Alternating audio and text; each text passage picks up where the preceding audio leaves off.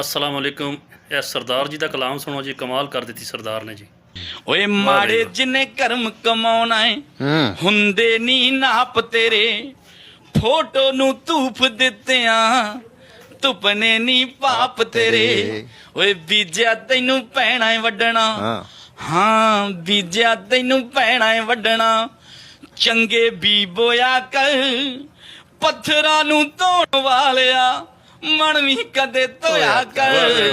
ਓਏ ਪੱਥਰਾਂ ਨੂੰ ਧੋਣ ਵਾਲਿਆ, ਮਨ ਵੀ ਕਦੇ ਧੋਇਆ ਕਰ, ਪੱਥਰਾਂ ਨੂੰ ਧੋਣ ਵਾਲਿਆ।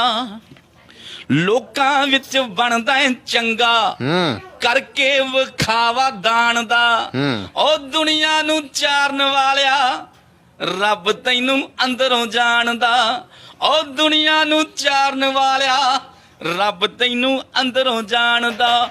ਕਿਸੇ ਦੀ ਵੇਖ ਤਰੱਕੀ, ਹਾਂ ਕਿਸੇ ਦੀ ਵੇਖ ਤਰੱਕੀ, ਐਵੇਂ ਨਾ ਮੋਇਆ ਕਰ।